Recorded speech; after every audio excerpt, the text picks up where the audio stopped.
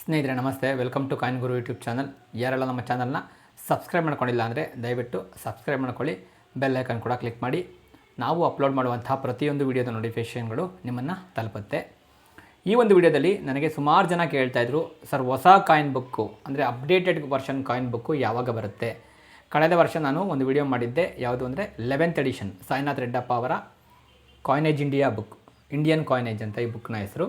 ಅದು 11th ಎಡಿಷನ್ನು. ಈಗ 12th edition ಬಂದು ಸುಮಾರು ಒಂದು 15 ದಿವಸ ಕಳೆದಿತ್ತು. ಫ್ಲಿಪ್ಕಾರ್ಟಲ್ಲಿ ಸ್ಟಾಕ್ ಕೂಡ ಆಗಿತ್ತು, ಹಾಗಾಗಿ ನಾನು ತರಿಸ್ಕೊಂಡೆ. ಇದ್ರ ಬಗ್ಗೆ ಒಂದು ಸ್ವಲ್ಪ ಮಿಶ್ರ ಪ್ರತಿಕ್ರಿಯೆ ಇತ್ತು. ಅದ್ರ ಬಗ್ಗೆ ನಾನು ನಿಮ್ಗೆ ಹೇಳ್ತೀನಿ, ಏನಿದು ಮಿಶ್ರ ಪ್ರತಿಕ್ರಿಯೆ, ಯಾಕೆ, ಏನಾಯಿತು ಅಂತ. ಈಗ ನೋಡಿ, ಬುಕ್ಕು ನಿಮಗೆ ಈ ರೀತಿ ನೋಡೋಕೆ ಸಿಗುತ್ತೆ. ಲಾಸ್ಟ್ ಟೈಮು ಪರ್ಪಲ್ ಕಲರ್ ಬಂದಿತ್ತು, ಈ ವರ್ಷ ಲೈಕ್ ಒಂಥರ ಗ್ರೇಯಿಶ್ ಕಲರ್ ಬಂದಿರುವಂಥದ್ದು, ಯೆಲ್ಲೋಯಿಶ್ ಟಾಪಪ್ಪು ಅಥವಾ ಏನಂತ ಗ್ರೇಯಿಶ್ ಕಲರ್ ಇರುವಂಥದ್ದು. ಸೇಮ್ ಅದೇ ಥರನೇ ಇರುವಂಥದ್ದು, ಬಟ್ ಪ್ರೈಸಸ್ ಎಲ್ಲ ಸ್ವಲ್ಪ ಅಪ್ಡೇಟ್ ಆಗಿದೆ. ಸಿಲ್ವರ್ ನಾಣ್ಯಗಳಾಗಿರ್ಬಹುದು, ಬೇರೆ ನಾಣ್ಯಗಳಾಗಿರ್ಬೋದು ಅಪ್ಡೇಟ್ ಆಗಿದೆ. ಇನ್ನೊಂದು ನೀವು ವಿಷಯ ಗಮನದಲ್ಲಿಟ್ಕೊಬೇಕು, ಈ ಪುಸ್ತಕ ಪ್ರಿಂಟ್ ಆಗೋ ಟೈಮಲ್ಲಿ ಅಥವಾ ಈ ಪುಸ್ತಕವನ್ನು ಅವರು ಬರೆಯುವಂಥ ಟೈಮಲ್ಲಿ ಬೆಳ್ಳಿ ಬೆಲೆ ಸುಮಾರು 400 ರೂಪಾಯಿ ಇತ್ತು. ಎಷ್ಟಿತ್ತು? 400 ರೂಪಾಯಿ ಆಗಿತ್ತು. ಆಗ ಈ ಒಂದು ಪುಸ್ತಕವನ್ನು ಪ್ರಿಂಟ್ ಮಾಡಿದ್ದಾರೆ ಅಂತ ನ್ಯೂಸ್ ಇದೆ, ಅದಕ್ಕೆ ನನಗೆ ಗೊತ್ತಿಲ್ಲ. ಬಟ್ ಇವತ್ತು ಬೆಳ್ಳಿ ಬೆಲೆ 260 ಅಲ್ಲಿಗೆ ಬಂದಿದೆ. ಮತ್ತು ಬ್ರಿಟಿಷ್ ಇಂಡಿಯಾ ನಾಣ್ಯಗಳಿದಾವಲ್ಲ, ಅದರಲ್ಲಿ ಬಳಸಿರುವಂತಹ ಬೆಳ್ಳಿ ನಾಣ್ಯಗಳ ಪ್ಯೂರಿಟಿ ಬಂದು ಸುಮಾರು 240 ರೂಪಾಯಿಗೆ 1 ಗ್ರಾಮ್ ಸಿಗುತ್ತೆ, ಆ ಒಂದು ಸಿಲ್ವರ್ನ ಪ್ಯೂರಿಟಿಗೆ. ಸೊ ನೀವು ಆ 400 ರೂಪಾಯಿದು ಪ್ರೈಸ್ ಇರೋಲ್ಲ ನೋಡಿಬಿಟ್ಟು ಆಮೇಲೆ ಅಷ್ಟೊಂದು ಸಿಗುತ್ತಾ ಇಷ್ಟೊಂದು ಸಿಗುತ್ತಾ ಅಂತ ಅಂದ್ಕೊಂಡು ಭ್ರಮನಿರಸರಣ ಆಗೋದು ಬೇಡ. ಹಾಗಾಗಿನೇ ಹೇಳ್ತಾ ಇದ್ದೇನೆ ಮೊದಲನೇ. ಈ ಒಂದು ಬುಕ್ ಯಾರಿಗೆ ಬೇಕು, ಪ್ರಾಡಕ್ಟ್ ಲಿಂಕಲ್ಲಿ ಬರ್ತಾ ಇದೆಯಲ್ಲ ಸ್ಕ್ರೀನ್ ಮೇಲೆ, ಪ್ರಾಡಕ್ಟ್ ಲಿಂಕಿಂದ ಬೈ ಮಾಡಿ ನನಗೆ ಒಂದು 5% ಕಮಿಷನ್ ಸಿಗುತ್ತೆ. ನೀವು ಫ್ಲಿಪ್ಕಾರ್ಟಿಂದನೇ ಬೈ ಮಾಡಿ. ನೀವು ಯಾವ ರೀತಿ ಎಲ್ಲ ಆರ್ಡ್ರ್ ಮಾಡ್ತಿರಲ್ಲ, ಮನೆಗೆ ಬೇಕಾಗಿರುವಂಥ ವಸ್ತುಗಳನ್ನಾಗಿರ್ಬೋದು, ನಿಮ್ಮ ಶಾಪಿಂಗ್ನಾಗಿರ್ಬೋದು ಮಾಡ್ತಿರಲ್ಲ ಫ್ಲಿಪ್ಕಾರ್ಟಿಂದ, ಅದೇ ರೀತಿ ಒಂದು ಪುಸ್ತಕವನ್ನು ಬೈ ಮಾಡಿ. ಯೂಸ್ಫುಲ್ ಆಗುತ್ತಾ ಅಂತ ಕೇಳಿದ್ರೆ, ಯಾರ ಹತ್ರ ಸುಮಾರು ನಾಣ್ಯ ಇದೆ, ನನ್ನ ಹತ್ರ ನನಗೆ ಗೊತ್ತಾಗ್ತಾ ಇಲ್ಲ ಬೇರೆ ತಿಳ್ಕೊಳೋದಕ್ಕೆ ಅಂದರೆ ಅಂಥವ್ರಿಗೆ ಸ್ವಲ್ಪ ಯೂಸ್ ಆಗುತ್ತೆ. ಇಲ್ಲ ನನ್ನ ಹತ್ರ ಸ್ವಲ್ಪ ನಾಣ್ಯಗಳಿದ್ದಾವೆ, ಒಂದು 5-6 ನಾಣ್ಯಗಳಿದ್ದಾವೆ, ನಾನೇನು ಮಾಡಲಿ ಅಂತ ಅಂದರೆ ಅದು ನಿಮಗೆ ಬಿಟ್ಟಿದ್ದು. ಮತ್ತು ಈ ಒಂದು ಅಪ್ಡೇಟೆಡ್ ವರ್ಷನ್ನ ಪುಸ್ತಕದ ನೇಮ್ ಸೇಮೇ ಇರುವಂಥದ್ದು. ಇಲ್ಲಿ ಲಾಸ್ಟ್ ಟೈಮು 1835ರಿಂದ 2025 ಅಂತ ಐತಿ, ಸರಿ 2026 ಅಂತ ಮಾಡಿದ್ದಾರೆ. 12th ಎಡಿಷನ್, 12ನೇ ಎಡಿಷನ್ನು, ಎಲ್ಲ ಒಂದು ಇರುವಂಥದ್ದು, ಎಲ್ಲ ಡೀಟೇಲ್ಸ್ ಇರುವಂಥದ್ದು. ನಿಮ್ಮ ವಿವೇಚನೆಗೆ ಇರಲಿ.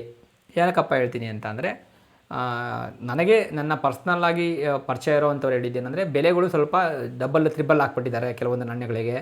ಕೆಲವೊಂದು ನಾಣ್ಯಗಳನ್ನ ಇಗ್ನೋರ್ ಮಾಡಿದ್ದಾರೆ, ಅದರೆಲ್ಲ ಹೇಳಿದರು. ನನಗದೆಲ್ಲ ಅಷ್ಟೊಂದು ಐಡಿಯಾ ಇಲ್ಲ. ಹಾಗಿದ್ರೆ ನನಗೆ ಇರುವಂತಹ ನ್ಯೂಮಿಸ್ಮ್ಯಾಟಿಕ್ ಟಾಕ್ಸ್ ಬಗ್ಗೆ ನಾನು ಹೇಳ್ತಾ ಇದ್ದೇನೆ. ನಿಮ್ಮ ಇದಕ್ಕೆ ಬಿಟ್ಟಿದ್ದು. ಆದರೆ ಒಂದಂತೂ ಕನ್ಫರ್ಮ್ ಆಗುತ್ತೆ, ನಿಮ್ಮ ಹತ್ರ ಇರುವ ನಾಣ್ಯ ಕಾಮನ್ ಕ್ಯಾಟಗರಿನ, ಸಿ ಇದ್ದರೆ ಕಾಮನ್ನು, ಮತ್ತು ಎಸ್ ಇದ್ದರೆ ಸ್ಕೇರ್ಸ್, ಅಂದರೆ ಅದಕ್ಕಿಂತ ಸ್ವಲ್ಪ ನೆಕ್ಸ್ಟ್ ಲೆವೆಲ್, ಇನ್ನೇನು ನೆಕ್ಸ್ಟು ರೇರ್ ಆಗಬಹುದು ಆ ಥರದ ನಾಣ್ಯ. ಅದಾದಮೇಲೆ ಬರುವಂಥದ್ದು ರೇರ್, ಆರ್. ಅದಾದಮೇಲೆ ಬರುವಂಥದ್ದು ಎಕ್ಸ್ ಅಂದರೆ ಎಕ್ಸ್ಟ್ರೀಮ್ಲಿ ರೇರ್ ಅಂತ. ಈ ಒಂದು ಕ್ಯಾಟಗರಿಗಳು ನಿಮ್ಗೆ ಅರ್ಥ ಹೋಗ್ತಾ ಹೋಗುತ್ತೆ. ನಿಮ್ಮ ಹತ್ರ ಇರುವಂತಹ ನಾಣ್ಯ ಯಾವ ಕ್ಯಾಟಗರಿ, ನೀವು ಮಾರಬೇಕಾಗಿರುವಂತಹ ಬೆಲೆ ನಿಮ್ಗೊಂದು ಅಂದಾಜಲ್ಲಿ ಕಾಣಿಸುತ್ತೆ. ಆದರೆ ಅದ್ರ ಹಿಂದೆ ಮುಂದೆನೇ ಹೋಗುತ್ತೆ. ಜಾಸ್ತಿ ನಿಮ್ಗೆ ಸಿಕ್ಬಿಡುತ್ತೆ ಅಥವಾ ಬುಕ್ಕಲ್ಲಿ ಬರೆದಿರೋದು ಸಿಕ್ಬಿಡುತ್ತೆ, ಅದು ನಿಮಗೆ ಬಿಟ್ಟಿದ್ದು. ನಾನು ಅದನ್ನೇನು ಮಾತಾಡೋಕ್ಕಾಗೋದಿಲ್ಲ. ಬುಕ್ಕಲ್ಲಿ ಬರೆದಿರೋಷ್ಟು ಸಿಗ್ಬೋದು, ಸಿಗದಿರೋನು ಇರ್ಬೋದು, ಇನ್ನೂ ಜಾಸ್ತಿನೂ ಸಿಗಬಹುದು. ನೀವು ಮಾರುವಂತಹ ಬಯ್ಯರ್ಗಳ ಮೇಲೆ ಅಥವಾ ಅವ್ರು ತೊಗೊಳೋವಂಥವ್ರ ಮೇಲೆ ಹೋಗುತ್ತೆ. ಯೂಶ್ವಲಿ ಇದು ಬೆಳ್ಳಿ ನಾಣ್ಯಗಳಲ್ಲಿ ಸುಮಾರು ಕನ್ಫ್ಯೂಷನ್ಸ್ ಇರುವಂಥದ್ದು. ಕೆಲವೊಬ್ಬರು ಜಾಸ್ತಿ ಆಯಿತು ಅಂತಾರೆ, ಕೆಲವರು ಸಿಕ್ಕಾಪಟ್ಟೆ ಜಾಸ್ತಿ ಆಯಿತು ಅಂದರೆ ನನಗೆ ಇದ್ರ ಬಗ್ಗೆ ಖಂಡಿತವಾಗ್ಲೂ ಹೇಳ್ತಾ ಇದ್ದೇನೆ. ಈ ಒಂದು ಪುಸ್ತಕದಲ್ಲಿರುವಂತಹ ಬೆಲೆಗಳ ಬಗ್ಗೆ ನಾನು ಜಡ್ಜ್ ಮಾಡುವಷ್ಟು ದೊಡ್ಡ ವ್ಯಕ್ತಿ ಅಲ್ಲ, ಆಯಿತಾ. ಮತ್ತು ಇವರು ಸಾಯಿನಾಥ್ ರೆಡ್ಡಪ್ಪ ಅವರು ತುಂಬ ಅಂದರೆ ತುಂಬ ಹಳಬರು, ಈ ಒಂದು ಫೀಲ್ಡಲ್ಲಿ ತುಂಬ ಹಳಬರು. ಅವರು ಪ್ರೈಸ್ಗಳನ್ನ ಯಾವ ರೀತಿ ತೊಗೊಂಡಿದ್ದಾರೆ ನನಗೆ ಗೊತ್ತಿಲ್ಲ. ಬಟ್ ಅವರು ಅವರ ಅಂದಾಜಿನ ಮಾರ್ಕೆಟ್ ಎಸ್ಟಿಮೇಟ್ಸ್ ಅಂತಲೇ ಬರ್ತಿದ್ದಾರೆ. With market estimates. ಈಗ ಒಂದು ಕಾಯಿನ್ ಇರುತ್ತೆ, ನಾನು ಆ ಕಾಯಿನ್ಗೆ 1000 ಅಂತ ಹೇಳ್ತೀನಿ, ಇನ್ನೊಬ್ಬರು ಒಂದು 200 ರೂಪಾಯಿ ಹೇಳ್ಬೋದು, ಮತ್ತು ಇನ್ನೊಬ್ಬರು ಒಂದು 2000 ಹೇಳ್ಬೋದು. ಎಲ್ಲವೂ ಮಾರ್ಕೆಟಲ್ಲಿರುವಂತಹ ಬೆಲೆಗಳೇ. 200 ರೂಪಾಯಿನೂ ಮಾರ್ಕೆಟಲ್ಲಿರುವಂಥ ಬೆಲೆನೇ, 2000 ರೂಪಾಯಿನೂ ಮಾರ್ಕೆಟಲ್ಲಿರುವಂಥ ಬೆಲೆನೇ, 1000 ರೂಪಾಯಿನೂ ಮಾರ್ಕೆಟಲ್ಲಿರುವಂತಹ ಬೆಲೆನೇ. ಬಟ್ ಇವರು ಯಾವ ಥರದನ್ನು ಆವ್ರೇಜ್ ಮಾಡಿ ತೊಗೊಂಡಿದ್ದಾರಾ ಗೊತ್ತಿಲ್ಲ ನನಗೆ. ಬಟ್ ಇವರು ತುಂಬ ದೊಡ್ಡ ದೊಡ್ಡ ಎಕ್ಸ್ಪರ್ಟ್ಸ್ಗಳನ್ನ ಕಾಂಟ್ಯಾಕ್ಟ್ ಮಾಡಿ ಈ ಒಂದು ಪುಸ್ತಕಗಳನ್ನ ಬರೆದಿರ್ತಾರೆ ಅಂತ ನನ್ನ ಒಂದು ಅಭಿಪ್ರಾಯ.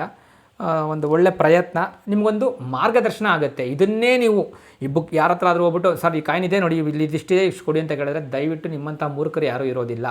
ನಾನು ಕ್ಲಿಯರಾಗಿ ಹೇಳ್ಬಿಡ್ತೀನಿ. ಈ ಒಂದು ಪುಸ್ತಕ ನಿಮಗೆ ಒಂದು ದಿಕ್ಸೂಚಿ ಥರ ನೋಡ್ಬೋದು. ಇದಕ್ಕೆ ಈ ಥರ ಇದೆಯಾ, ಓಕೆ ಇದು ರೇರಾ, ಅದಕ್ಕೆ ನಿಮ್ಗೆ ಮಾರಿ. ಆಮೇಲೆ ನಿಮ್ಗೆ ಯಾರೋ ಒಂದು ಕಾಯಿನ್, ಆ ಕಾಯಿನ್ಗಿಂತ ಇನ್ನೂ ಜಾಸ್ತಿ ಬೆಲೆ ಕೊಡೋರು ಇರ್ತಾರೆ. ಒಬ್ಬರು 100 ರೂಪಾಯಿ ಹೇಳಿದ್ರೆ ಇನ್ನೊಬ್ರು 200 ರೂಪಾಯಿ, ಇನ್ನೊಬ್ರು 500 ರೂಪಾಯಿ ಹೇಳ್ಬೋದು. ನೀವು 500 ರೂಪಾಯಿಗೆ ಮಾಡ್ತೀರಾ, ನಿಮಗೆ ಬಿಟ್ಟಿದ್ದು. 100 ರೂಪಾಯಿಗೆ ಮಾಡ್ತೀರಾ, ನಿಮಗೆ ಬಿಟ್ಟಿದ್ದು. ಆಮೇಲೆ ನೀವು 100 ರೂಪಾಯಿಗೆ ಮಾಡಿಬಿಟ್ಟು ಇಲ್ಲ ಬುಕ್ಕಲ್ಲಿ 500 ರೂಪಾಯಿ ಇತ್ತು, ಇಲ್ಲ 100 ರೂಪಾಯಿ ಮಾತ್ರ ಮಾಡಿದೆ, ಬುಕ್ ಸರಿ ಇಲ್ಲ ಅಂದರೆ ಅದು ನಿಮ್ಮ ತಪ್ಪು. ಬುಕ್ಕಲ್ಲಿ ಏನು ಅಂದರೆ ಒಂದು ಎಸ್ಟಿಮೇಷನ್ ಹಾಕಿರ್ತಾರೆ, ಇಷ್ಟಿರಬಹುದು, ಅಂದಾಜಿಗೆ ಸಿಗಬಹುದು ಅಂತ ಅಷ್ಟೇ. ಮತ್ತು ಆ್ಯಸ್ ಯೂಶುವಲ್ UNC ಕಾಯಿನ್ಗಳಿಗೆ ಸಿಕ್ಕಾಪಟ್ಟೆ ಬೇಡಿಕೆ ಇರುತ್ತೆ. ಪುಸ್ತಕ ಬೇಕಾಗಿರೋರು ಫ್ಲಿಪ್ಕಾರ್ಟಲ್ಲಿದೆ, ₹1,000 ಆಗುತ್ತೆ. ₹1,000 ಒಂದು ಪುಸ್ತಕಕ್ಕೆ. ಈ ಒಂದು ಸಾಯಿನಾಥ್ ರೆಡ್ಡಪ್ಪ ಅವರ ಪುಸ್ತಕಕ್ಕೆ ₹1,000 ಇರುವಂಥದ್ದು. ನನಗೆ ಶಿಪ್ಪಿಂಗ್ ಎಲ್ಲ ಸೇರಿಸಿ ₹1,050 ಬಿದ್ದಿದೆ. ನಾನೊಂದು 2-3 ಪುಸ್ತಕ ತರಿಸ್ಕೊಂಡಿದ್ದೀನಿ. ನನ್ನ ಸಬ್ಸ್ಕ್ರೈಬರ್ಸ್ಗೆ ಕೇಳಿದರು, ಅಂಥವ್ರಿಗೆ ತರಿಸ್ಕೊಂಡು ಕೊಡ್ತಾಯಿದ್ದೀನಿ. ಪಾಪ ಅವ್ರಿಗೆ ಇದೆಲ್ಲ ಅಷ್ಟೆಲ್ಲ ಗೊತ್ತಿಲ್ಲ ಫ್ಲಿಪ್ಕಾರ್ಟ್ದೆಲ್ಲ ಅಂತ ಹೇಳಿದರು. ಒಂದು 2-3 ಪುಸ್ತಕ ತರಿಸ್ಕೊಂಡಿದ್ದೀನಿ. ಅವ್ರಿಗೆ ನಾನು ನಾಳೆ ನಾಡಲ್ಲಿ ತಲುಪಿಸ್ತೀನಿ. ನಿಮಗೆ ಮಾಮೂಲಿ ಫ್ಲಿಪ್ಕಾರ್ಟ್ ಹೆಂಗೆ ಆರ್ಡರ್ ಮಾಡ್ತೀರೋ ಹಂಗೆ ಬುಕ್ಸ್ನೂ ಆರ್ಡರ್ ಮಾಡ್ಬೋದು. ಏನಾದ್ರು ಡ್ಯಾಮೇಜ್ ಆಗಿತ್ತು ಅಂದರೆ ರಿಟರ್ನ್ ಹಾಕ್ಬೋದು. ಏನೂ ಡ್ಯಾಮೇಜ್ ಆಗಿರಲ್ಲ. ನೋಡಿ, ನೀಟಾಗದೆ ನಾನು ಫ್ಲಿಪ್ಕಾರ್ಟಲ್ಲೇ ತರಿಸ್ಕೊಂಡಿದ್ದು. ನೀಟಾಗಿದೆ, ಏನಾಗಿಲ್ಲ. ಇನ್ನು ನೀಟಾಗಿ ರ್ಯಾಪರೆಲ್ಲ ಹಾಕಿ ಕಳಿಸಿದ್ರು. ನೋಡಿ, ನಿಮ್ಮ ಒಂದು ನಾಣ್ಯ ಸಂಗ್ರಹಕ್ಕೆ ಯೂಸ್ ಆಗುವಂಥದ್ದು ಇಂಪಾರ್ಟೆಂಟ್. ಇದು ನಾಣ್ಯಗಳನ್ನು ಮಾರಾಟ ಮಾಡೋದಕ್ಕೆ ಎಷ್ಟು ಯೂಸ್ ಆಗುತ್ತೆ ನನಗೆ ಗೊತ್ತಿಲ್ಲ, ಬಟ್ ನಾಣ್ಯಗಳ ಸಂಗ್ರಹಣೆಗೆ ಇದು ತುಂಬ ಯೂಸ್ ಆಗುತ್ತೆ. ಯಾಕೆಂದರೆ ನಿಮ್ಮೊಂದು ಪ್ರಾಪರ್ ಗೈಡೆನ್ಸ್ ಸಿಗುತ್ತೆ. ಯಾವ ನಾಣ್ಯಗಳನ್ನು ನಾನು ಖರೀದಿ ಮಾಡಬೇಕು, ಎಷ್ಟು ಬೆಲೆಗೆ ಖರೀದಿ ಮಾಡಬಹುದು, ಇಷ್ಟು ಮಾರ್ಕೆಟ್ ಇಷ್ಟು ಇದೆ ಅಂದರೆ ನಾನು ಎಷ್ಟಕ್ಕೆ ನೆಗೋಷಿಯೇಟ್ ಮಾಡ್ಬೋದು. ಅಥವಾ ಇನ್ನೂ ಡೆಪ್ತಾಗಿ ಹೇಳೋದಾದರೆ, ನಿಮಗೆ ಇದರಲ್ಲಿ ಬಾಕ್ಸ್ ಇದೆ, ನೀವು ಅಬ್ಸರ್ವ್ ಮಾಡಿದ್ರೆ ಗೊತ್ತಾಗುತ್ತೆ. ಎಲ್ಲ ನಾಣ್ಯಗಳ ಪಕ್ಕನೂ ಒಂದು ಎಂಟಿ ಬಾಕ್ಸ್ ಇದ್ದಾವೆ. ಅದರ ಅರ್ಥ ಏನಂದರೆ ನಿಮ್ಗೆ ಆ ಕಾಯಿನ್ ಸಿಕ್ಕಿದ್ರೆ ನೀವು ಟಿಕ್ ಹಾಕೊಬೋದು. ಎಕ್ಸಾಂಪಲ್, ಯಾವುದೋ ಒಂದು ನಾಣ್ಯದ ಬಾಂಬೆ ಮಿಂಟ್ ಸಿಕ್ಕಿದೆ, ಟಿಕ್. ಇನ್ನು ನಿಮಗೆ ಕೋಲ್ಕತ್ತಾ ಇಲ್ಲ, ಹೈದರಾಬಾದ್ ಇಲ್ಲ, ಆ ರೀತಿ ಅದು ಇಲ್ಲದೇ ಇರೋದನ್ನು ಒಂದು ರೀತಿ ಹುಡ್ಕೋದಕ್ಕೆ ನಿಮ್ಗೆ ಈಸಿ ಆಗುತ್ತೆ. ನಾನು ಹೇಳುವಂಥದ್ದು ಪ್ರತಿಯೊಂದು ಆರ್ಡರ್ ವೈಸ್ ಇರೋದ್ರಿಂದ, ಬ್ರಿಟಿಷ್ ಇಂಡಿಯಾ, ಮೊಘಲ್ ಎಲ್ಲವೂ ಇರೋದ್ರಿಂದ ನಿಮಗೊಂದು ಪ್ರಾಪರ್ ಗೈಡೆನ್ಸ್ ಸಿಕ್ಕದಾಗ ಅಂತ ನನ್ನ ಒಂದು ಅಭಿಪ್ರಾಯ. ಫ್ಲಿಪ್ಕಾರ್ಟಲ್ಲಿ ಕ್ಲಿಯರಾಗಿದೆ, ಬೈ ಮಾಡಿ. ನನಗೆ ಯಾರು ತರಿಸ್ಕೊಂಡ್ಕೊಡಿ ಅಂತ ಹಿಂಸೆ ಕೊಡೋಕೆ ಹೋಗಬೇಡಿ. ನೀವು ಫ್ಲಿಪ್ಕಾರ್ಟಲ್ಲಿ ಬೈ ಮಾಡೋಕ್ಕೆ ಬರಲಿಲ್ಲ ಅಂದರೆ ನಾನೇನು ಮಾಡೋಕ್ಕಾಗೋದಿಲ್ಲ. ನಿಮ್ಮ ಅಕ್ಕಪಕ್ಕದವರು ಯಾರನ್ನ ಹೆಲ್ಪ್ ತೊಗೊಳ್ಳಿ, ನಿಮ್ಮ ಸ್ನೇಹಿತರದ್ದು ಅಥವಾ ಯಾರಾದರೂ ನಿಮಗೆ ಪರಿಚಯ ಇರುವಂತಹ ಕಾಲೇಜ್ ಹುಡುಗರದು, ಅವ್ರಿಗೆ ಗೊತ್ತಿರುತ್ತೆ ಯಾವ ರೀತಿ ತರಿಸ್ಬೇಕು ಅಂತ. ನಾನು ನಿಮಗೆ ಕಳಿಸ್ಬೇಕಂದ್ರೂ ಮತ್ತು ಅದೇ ಪ್ರಾಬ್ಲಮ್ ಆಗುತ್ತೆ. ನೀವು ನಿಮ್ಮ ಮನೆ ಅಡ್ರೆಸ್ ಎಲ್ಲ ನಾನು ತೊಗೊಬೇಕು, ಅದನ್ನು ನಾನು ಪೋಸ್ಟ್ ಮಾಡಬೇಕು, ನನಗೆ ಎಕ್ಸ್ಟ್ರಾ ಖರ್ಚಾಗುತ್ತೆ. ಯಾಕೆ ಬೇಕು ನನಗದು? ಈ ಪುಸ್ತಕ ನಿಮಗೆ ಬೇಕು, ನನಗೆ ಬೇಕೇ ಬೇಕು ಅಂದರೆ ನೀವು ತೊಗೊಳ್ಳಿ, ನನಗೇನು ತೊಂದರೆ ಇಲ್ಲ. ಫ್ಲಿಪ್ಕಾರ್ಟಲ್ಲಿ ಬೈ ಮಾಡಿ ದಯವಿಟ್ಟು. ನೀವು ಬೈಯಿಂಗ್ ಲಿಂಕ್ ಇದೆ, ಆ ಲಿಂಕ್ ಮೇಲೆ ಕ್ಲಿಕ್ ಮಾಡಿ ಡೈರೆಕ್ಟಾಗಿ ನಿಮಗೆ ಹೋಗುತ್ತೆ. ಪ್ರಾಡಕ್ಟ್ ಲಿಂಕಲ್ಲಿದೆ, ಡಿಸ್ಕ್ರಿಪ್ಷನ್ ಕೊಟ್ಟಿರ್ತೀನಿ ಲಿಂಕ್ನ. ಬೈ ಮಾಡಿ. ಆದಷ್ಟು ನನ್ನನ್ನು ಈ ಪುಸ್ತಕ ತರಿಸ್ಕೊಂಡ್ಕೊಡಿ, ಪುಸ್ತಕ ತರಿಸ್ಕೊಂಡ್ಕೊಡಿ, ಬುಕ್ ಬೇಕು ನನಗೆ ಅದು ಬೇಕು ಇದು ಬೇಕು ಅಂತ ನನ್ನ ದಯವಿಟ್ಟು ಕೇಳಾಕ್ಬಿಡ್ಬಿಡಿ. ಎಲ್ಲನೂ ಆನ್ಲೈನಲ್ಲಿದೆ. ನನಗೆ ಯಾಕೆ ಎಕ್ಸ್ಟ್ರಾ ಕೆಲಸ ಕೊಡ್ತೀರಾ? ಈಗ ಆಲ್ರೆಡಿ ನನಗೆ ಸಿಕ್ಕಾಪಟ್ಟೆ ಫೋನ್ಸು, ಮೆಸೇಜು ಹೆಂಗಾಗ್ಬಿಟ್ಟಿದೆ ಅಂದರೆ, ನನ್ನ ನಂಬರು ಒಂಥರ ಪರ್ಸ್ನಲ್ ನಂಬರ್ ಥರ ಇಲ್ಲ, ಪಬ್ಲಿಕ್ ನಂಬರ್ ಆಗೋಗ್ಬಿಟ್ಟಿದೆ. ಅದನ್ನು ತುಂಬ ಜನ ಮಿಸ್ಯೂಸ್ ಮಾಡ್ಕೊತಾ ಇದ್ದಾರೆ. ನೆಕ್ಸ್ಟ್ ನಾನು ಅದನ್ನು ಪ್ಲಾನ್ ಮಾಡ್ತಾಯಿದ್ದೀನಿ, ನೋಡ್ಕೊಳ್ಳಿ. ಹಿಂಗೆ ಟಾರ್ಚರ್ ಕೊಡ್ತಾಯಿದ್ರೆ ನೀವು ಒಂದು ಕಾಲಲ್ಲಿ ನೀವು ನನಗೆ ಮಾತಾಡಬೇಕು ಅಂದರೆ ₹500 ಫಿಕ್ಸ್ ಮಾಡ್ತೀನಿ. 10 ನಿಮಿಷ ನಿಮ್ಗೆ ಟೈಮ್ ಕೊಡ್ತೀನಿ. ನೀವು ಏನು ಬೇಕಾದರೂ ಹೇಳಿ ಕ್ಲಿಯರೆನ್ಸ್ ಕೊಟ್ಬಿಡಿ, ನಿಮ್ಗೆ ಕ್ಲಿಯಾರಿಟಿ ಕೊಡ್ತೀನಿ. ಯಾರು ಬೇಕಾದರೂ ಆಗಿರ್ಬೋದು. ಕಾಲ್ ಮಾಡ್ತೀರಾ, 15 ನಿಮಿಷ ಮಾತಾಡ್ತೀರಾ, 10ರಿಂದ 15 ನಿಮಿಷ ತೊಗೊಳ್ಳಿ, ₹500 ಕೊಡಬೇಕಾಗತ್ತೆ. ಈಗ ಆಲ್ರೆಡಿ ಸುಮಾರು ಜನ ಈ ಥರ ಮಾಡ್ತಾಯಿದ್ದಾರೆ. ಯಾಕೆ ಅಂದರೆ ನಂಬರ್ಗಳು ಮಿಸ್ಯೂಸ್ ಆಗ್ತಾಯಿದ್ದಾವೆ. ಸುಮ್ಮನೆ ಫೋನ್ ಮಾಡ್ತಾರೆ, ಏನು ಸರ್ ನನ್ನ ಕಾಯಿನ್ ಕಳಿಸ್ತೀನಿ ನೋಡಲ್ಲ ಅಂತ. ನಾನು ಆಲ್ರೆಡಿ ರಿಪ್ಲೈ ಮಾಡಿದ್ದೀನಿ, ನಾರ್ಮಲ್ ಕಾಯಿನ್ಸ್ ಇವು ಅಂತ. ಬಟ್ ಆದರೂ ನನಗೆ ತಲೆ ತಿಂತಾಯಿರ್ತಾರೆ. ಮತ್ತೆ ಫೋನ್ ಮಾಡೋದು, ನಂಬರ್ ಇದೆ ಅಂತ ಅವ್ರ ಫ್ರೆಂಡು ಕೊಡೋದು. ಅವ್ರ ಹತ್ರ ಓಲ್ಡ್ ಕಾಯಿನ್ಸ್ ಅಂದರೆ ಇನ್ನೊಂದೇ ಗೊತ್ತಿರಲ್ಲ, ಫೋನ್ ಮಾಡ್ಬಿಟ್ಟು ನೀವು ಯಾರು ಅಂತ ನನ್ನೇ ಕೇಳ್ತಾರೆ. ಈ ಥರ ಎಲ್ಲ ಆಗಬಾರ್ದು ಅಂದರೆ ನೆಕ್ಸ್ಟ್ ನಾನು ಅದನ್ನೇ ಮಾಡ್ತೀನಿ. ಇನ್ನೊಂದು ಸ್ವಲ್ಪ ದಿವಸ ನೋಡ್ತೀನಿ. ಇದು ಹಿಂಗೆ ರಿಪೀಟ್ ಆಯಿತು ಅಂದರೆ, ಸುಮ್ಮನೆ ಫೋನ್ ಮಾಡೋದು, ಮೆಸೇಜ್ ಅನ್ನೆಸೆಸರಿ ಮೆಸೇಜ್ಗಳು ಮಾಡೋದು, ಇವನ್ನೆಲ್ಲ ಮಾಡಿದ್ರಿ ಅಂದರೆ ಒಂದು ಫೋನ್ಗೆ ಒಂದು ಫೋನ್ ಕಾಲ್ ನೀವು 10 ನಿಮಿಷ ತೊಗೊಳ್ಳಿ, 15 ನಿಮಿಷ ತೊಗೊಳ್ಳಿ, ನಿಮ್ಗೆ ಏನು ಡೌಟ್ಸ್ ಇದೆ ಕ್ಲಾರಿಟಿ ಕೊಡ್ತೀನಿ. ₹500 ಕೊಡಬೇಕಾಗತ್ತೆ ಅಂತ. ಯಾರು ಫೋನ್ಪೇ ಮಾಡ್ತೀರೋ ಅಂಥವ್ರು ರಿಸೀವ್ ಮಾಡ್ತೀನಿ. ಆಗ ಬೇಡ ಅಂದರೆ ಅನ್ನೆಸೆಸರಿ ಕಾಲ್ನ ಅವಾಯ್ಡ್ ಮಾಡಿ.